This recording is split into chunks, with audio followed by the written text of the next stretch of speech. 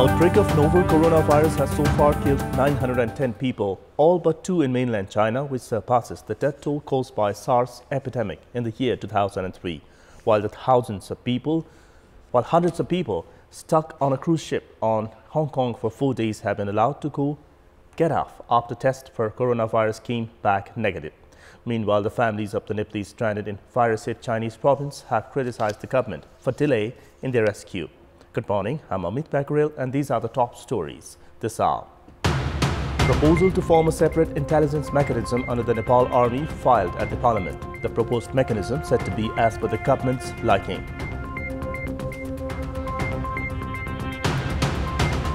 Government's lack of accountability towards basic parliamentary norms leads to the piling up of more than 1,000 unanswered questions by the lawmakers.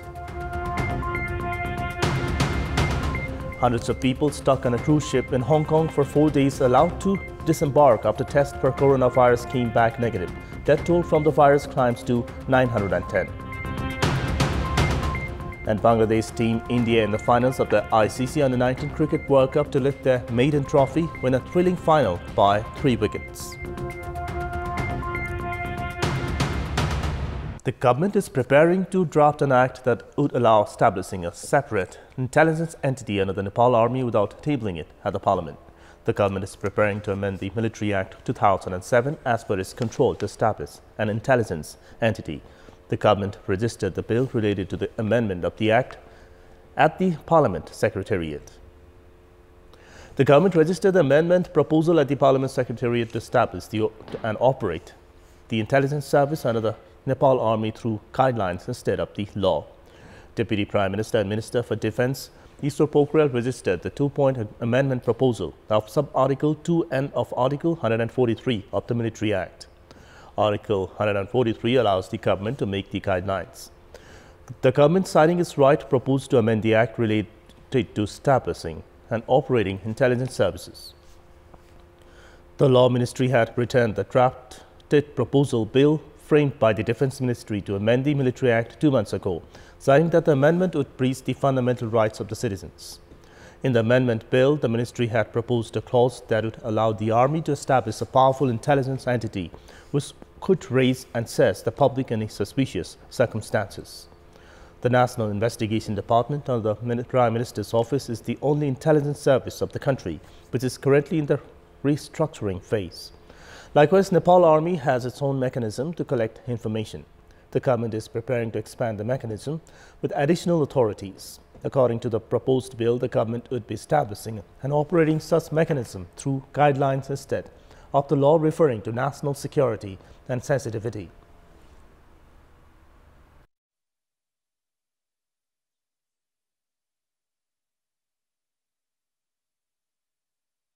However, establishing and operating such a military mechanism through the guidelines that could be amended by government decision instead of the Parliament would create risk of abusing power while gaining political achievement. This would have a negative impact on the fundamental rights of the citizens. For this reason, it is necessary to hold discussions on the issue before making any decision.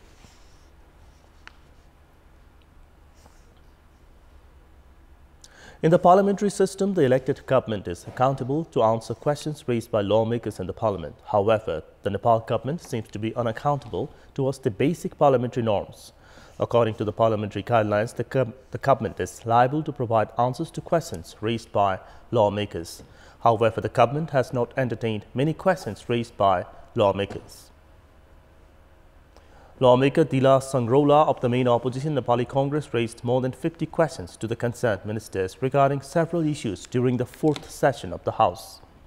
However, the concerned ministers provided answers to only 10 questions raised by lawmaker Sangrola. Likewise, lawmakers including Prem Suwal, Lilendra Prasad Padu, Puspa Bhusal, Vijay Subba, Ram Bahadur Bista and Umar Rigmi, among others, also sought the government's response on several issues. However, the government kept on ignoring the questions raised by them in the House. Likewise, in the ongoing 5th session of the Parliament, the lawmakers from various parties raised 98 questions to the government, among which the Parliament Secretariat forwarded 47 questions to the concerned ministries. However, the Parliament Secretariat has received only 28 replies so far. The concerned ministers, who are supposed to respond to every question are denying answering the questions registered at the Secretariat raised by lawmakers. According to the parliamentary guidelines, only the Speaker is allowed to reject the questions raised by parliamentarians. Overlooking the issues raised by the members of the Parliament, the ministers are not only ignoring the interest of the public but are also taking liability towards the Parliament norms very lightly. The questions registered in one session of the House cannot be transferred to the next one, resulting in more than 1,000 questions still in pending, waiting to be answered. Prime Minister KP Sharma Oli has expressed discontent regarding the failure of the provincial governments to expedite development works as per the people's liking. Prime Minister Oli expressed the dissatisfaction with provincial chief ministers along with the office bearers and secretaries of the National Planning Commission while addressing the 47th Development Summit of the Commission. Meanwhile, Prime Minister Oli said that the aspects like sluggish implementation of development projects, dismal capital expenditure and delay in formulating effective programs to boost foreign investment have led to the disappointment on the parts of the government and the public. Speaking at the program, Deputy Chairman of the National Planning Commission, Pusparaj Khadel, said that the capital expenditure remained the lowest in the past 4 years this time around.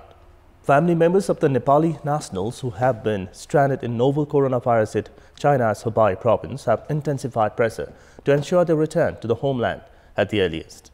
The relatives of the stranded Nepalese have approached the National Human Rights Commission due to the government's indifference towards their plea. Meanwhile, the Commission has drawn the government's attention to immediately rescue the Nepalese in Hubei province. Meanwhile, the family members of the Nepalese citizens stuck in Hubei facing the virus pandemic submitted a memorandum in this regard at the National Human Rights Commission yesterday. The Chinese government has recently restricted the movement of individuals out of Hubei province to prevent the possible spread of the novel coronavirus contraction outside China. The parents, along with other family members, have requested the National Human Rights Commission to take initiative for the rescue, citing that the loved ones stranded in the Chinese province have been compelled to go without proper food coupled with other daily hardships since the outbreak of the virus. Although pledging to return the Nepalese from Hubei province, the government has failed to move forward any concrete measures in this regard, except for collecting details of the ones who are willing to return home. As many as 180 Nepalese have already expressed their willingness to return home from the virus-affected Chinese region. It has already been around 2 weeks since the Civil Aviation Authority announced that it had kept 2 aircrafts ready to fly back the stranded Nepalese, while the Ministry of Health has also been saying that it has completed preparations to quarantine the Nepalese once they arrive home. However, the government so far has yet to make a concrete effort to actually rescue the citizens, despite the repeated request. In our Public Voice segment, we asked the residents of Rukum district what is necessary to ensure the timely and proper expenditure of development budgets. Let's take a look at what they had to say. Public Voice. उपभोक्ता समितिबाट काम भएको छैन भने उपभोक्ता समितिले कहाँ कसरी गर्नुपर्छ त्यो कुरा पनि हेर्न पर्ने र नागरिक समाजले पनि हाम्रो गाउँ टोलमा कुन योजना परेको छ र कसरी यसलाई अगाडि बढाउन पर्छ भन्ने कुराहरू हेर्न पर्छ। सम्बन्धित अफिसले कार्यालयले योजनाको काम प्रगति र त्यसको अवस्थाको बारेमा के कति भयो, यसको प्रगति भएको छ कि छैन, यो कुरामा ध्यान दिनुपर्छ। सरकार, सत्ता र सरकार पक्ष सबैले र विशेष ध्यानपूर्वक यसको चाहिँ जिम्मेवारी लिनुपर्छ। खर्च गर्ने भनेर दिएको बजेट दिएको निकायले खर्च के कस्तो भएको छ काम भनेर त्यसले बेला बेलामा अवलोकन गर्नु पर्यो। उपभोक्ता आफू जागरुक हुनु पर्यो र त्यो ठाउँमा हाम्रो के कस्तो भइरहेछ त भनेर स्थानीय निकायले पनि अलिकति अनुगमनको पाटो बलियो गराउनु पर्यो।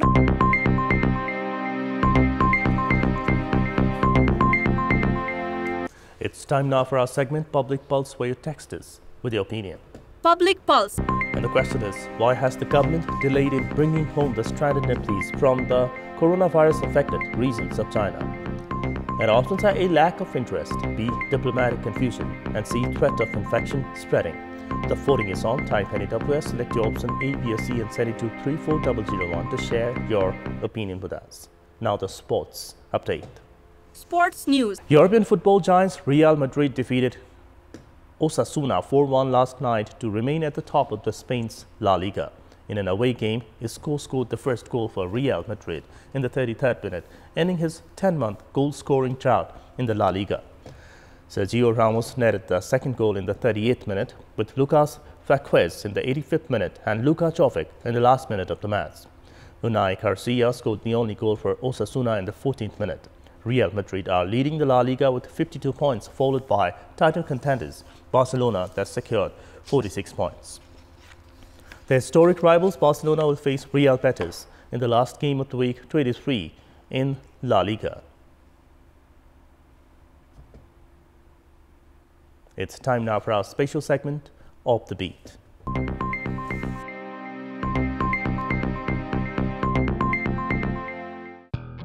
People in Bhedigoth in Rukum East have been keeping dogs of Bhote breed well known for their loyalty towards their masters to protect their goats and other cattle from wild animals. The local residents here claim that the Bhote breed dogs were first brought from the Tibet region. A local farmer from Rukum East alone boasts of 12 Bhote breed dogs.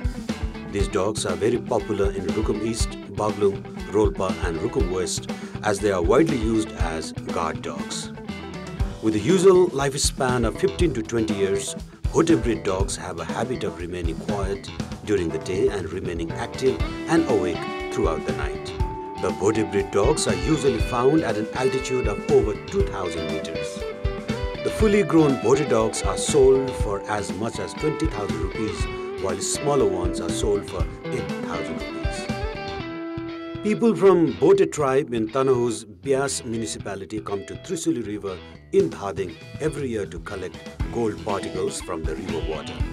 However, the Bhote people who have been making a living by collecting gold now say that it is getting all the more difficult to find gold flakes due to increasing encroachment of the Trisuli River.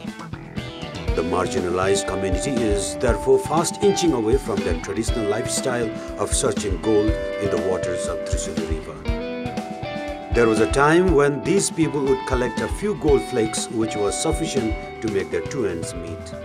These locals claim that their profession is now almost at the verge of extinction with the fast encroachment of the Trisuli River among a number of other regions. Gold flakes are naturally found in the loose sediments of rivers that accumulate from the weathering of larger underground gold deposits usually embedded in rocks. This is Amar Singh Pradhan for Off the Beat and Kantipur News Desk.